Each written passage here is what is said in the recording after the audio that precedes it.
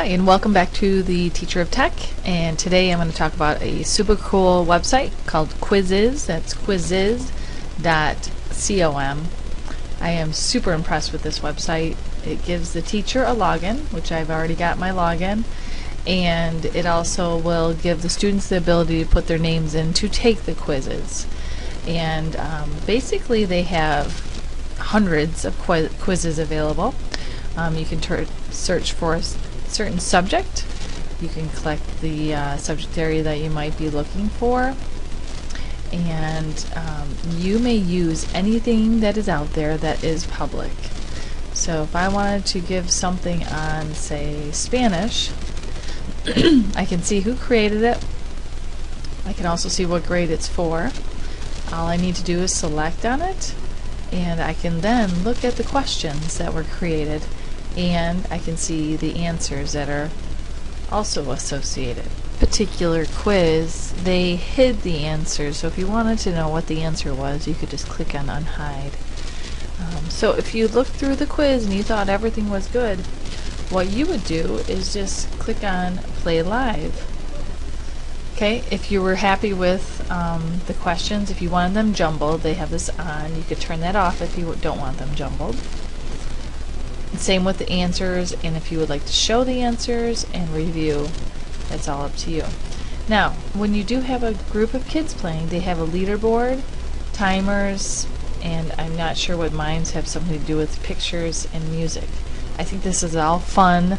The kids love it. They get really into things that are interactive like this. However, there might be a time when you don't want to show leaders or who's in the lead. So when I was ready to give this assessment, all I would do is hit proceed. Now, students can join quizizz.com and type in this code, or you can share it to Google Classroom and it will automatically assign it as an assignment. You don't have to give a code or anything. All they do is click on a link. And that, personally, I think is the best way to give the assignment.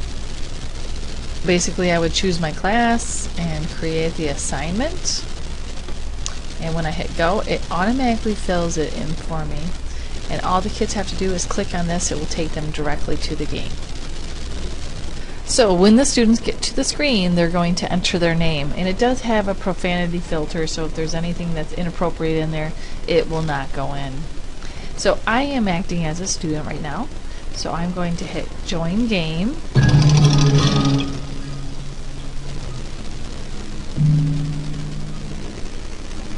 So it is waiting for the game to be started, and that has to be done on the teacher side. So I would click back to my teacher side, and now I'm logged in as a teacher. Once you see all of your students logged in, so right now it's just me logged. I'm back over as a student now, and it's counting down. And here are my questions. And if the kids wanted to change, they could change the languages here. They could also change the themes.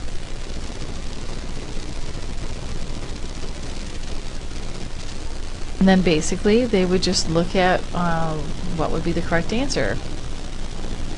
And I'm not quite sure of this, so I'm going to select all the above. So I got it right. Gives my rank the correct answer. Here's the next one.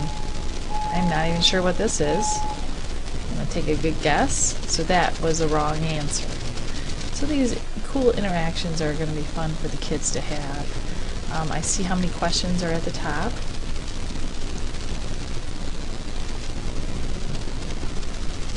So as you can see, I only took a couple questions here. They were obviously random.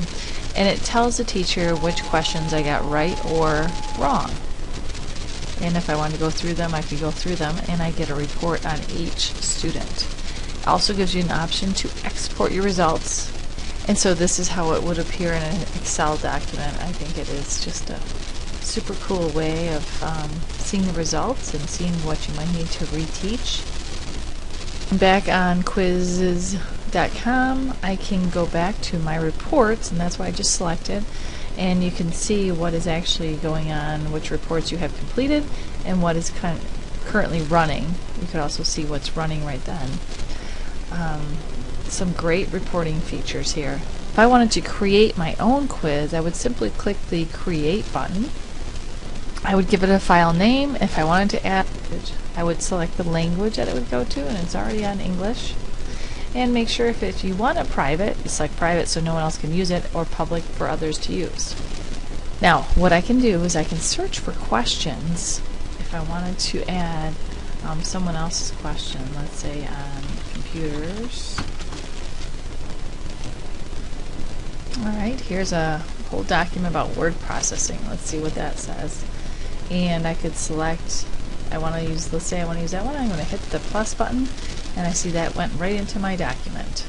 Those questions, and I hit close, and then this is going to be my own test, created how I want it to be created.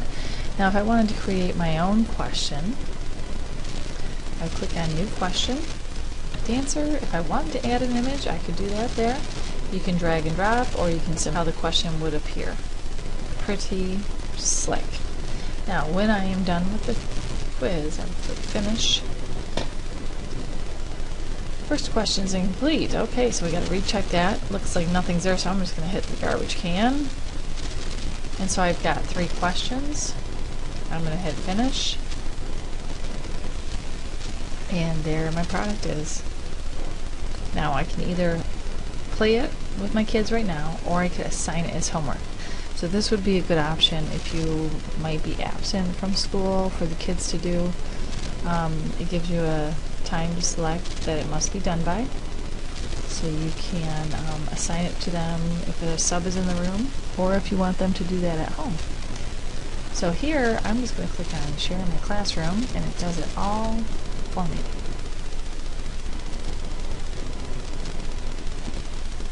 And that is it. I am a real big fan of this site, and I would highly recommend it. You can see when your kids are done. If you're gone for the day, you can see how they're doing. You can see who's working on it, who's not. It's just totally a great program. Thanks, and subscribe for more information to come out soon.